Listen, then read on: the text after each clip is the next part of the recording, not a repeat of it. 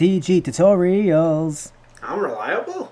Hey guys, it's Matt here, and today I'm bringing you another episode of TG Tutorials. And this episode is going to be a little bit different than some of the ones that we've done in the past. We've done a bunch of different stuff for TG Tutorials, but this one is going to be very interesting because it's using original hardware, original games, but we're not sticking with cartridges this time. We're actually going to the PS1. So if you see the title of the video, you saw the thumbnail, you know where I'm going with this, but if you didn't for some reason, then let's talk about it right now. So, my dad, a very small side story, but still ties in the whole thing. My dad was super cool. So I don't talk about my dad much on the channel. My dad passed away a few years ago, and that's not kind of why I don't talk about him, although I really, in my head, I think about talking about him a little bit more just because I don't think I'd be here today as a retro, game enthusiast, as a gamer in general, if it wasn't for him. Also as an anime fan and as a manga fan, so it was kind of, even another shorter side story. When my dad said to me one day, he said, "Why are you a fan of all this Japanese stuff?" I looked at him, I was like, "Dad, you bought me my first Shonen Jump. It's your fault." So, that's, people could talk about anime being a mistake. Me being an anime fan was a mistake. Sorry, Dad. So, that's anime side. But in terms of actually talking about video game aside here, so my dad was super cool.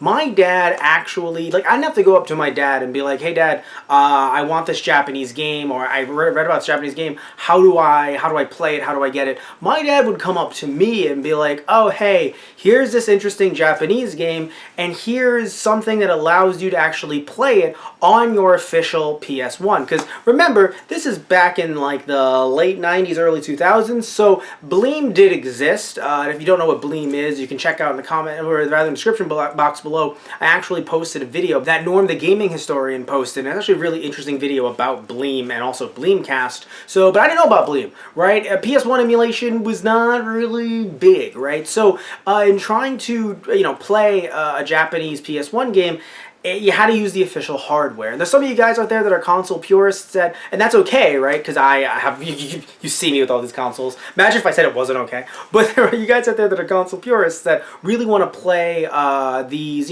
imports through your original PS1. Not even your PS2, your PS3, through your PS1. And thankfully, I have a solution for you. So let me show you exactly what you need, and then after that, we'll show you exactly how it works. The first thing you're going to need is a PlayStation 1, but not the PlayStation ONE, the white, smaller PlayStation 1. You're going to need this gray one. Also, you're going to need to make sure that you have a parallel port in the back of your PlayStation 1. The next thing you're going to need is a cheat device. Today I'll be using the Game Enhancer 9, but you could use other game enhancers and other cheat devices as well.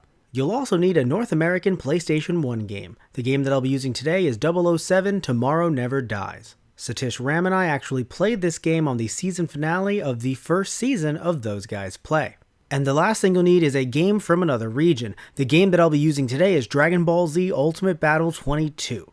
You can actually see Tristan, Walter, and I play this game in English on an episode of Those Guys Play Dragon Ball Z. So that's exactly what you need. Now, you don't necessarily need only that specific game enhancer. You could get there are some other cheat devices that plug into the back of your system, but today we're using the game enhancer because of the fact that it's the one that I have, right? And I don't want to shell money out to get other kinds of cheat devices when I can be like, guys, I have the game enhancer, I know this one works, but I do want to let you guys know that if you don't find the game enhancer, there are other ones that do exist that also work as well. So don't worry if you can't find the exact model of that game enhancer. Either way, let's jump to show you exactly how it works and how you're going to be doing this.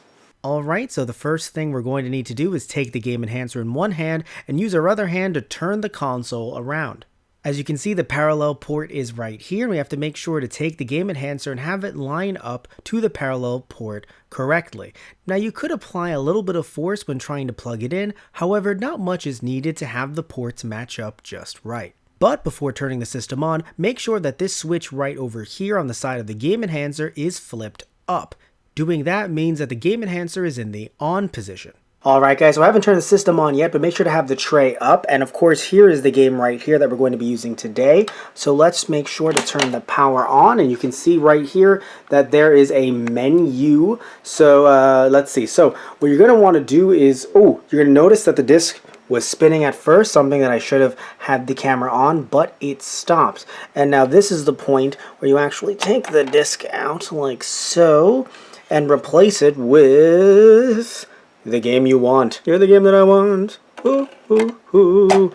I never thought I'd say that about Dragon Ball Z Ultimate Battle 22, but now let's find the controller somewhere over here. It was actually under this. Now let's press start game, which you can just press the start button to start the game. And now the game should load just fine. Okay, it did. Look at you. Okay, now I'm going to skip this cutscene right here. Let's try to find some Japanese so you guys know that I'm not messing with you. Even though you saw me put in the Japanese game, still, there we go. Alright guys, so let's jump back to me in front of the shelf. And look at that, the game works just fine. Alright guys, so thank you all so much for watching this episode of TG Tutorials. Please remember to like and subscribe if you liked the video. And if you didn't like the video, you can still like and subscribe either way. Also, comment below with any of your, fun stories about how you got into retro gaming, or at the time, gaming. And how, you still retro game today and stuff like that. Also, any questions you want to ask about the Game Enhancer or other TG Tutorial questions, and please comment below as well. I want to hear all your fun stories. Let's not focus on the negativity. Let's focus negatively on the negativity. Let's focus on the positives, the fun, the great atmosphere, the great vibes, and why we're here today doing the awesome things that we are doing. Alright guys, so thank you all so much for watching. Remember to tune in next time for another episode of TG Tutorials. Love you guys, take care, and see ya.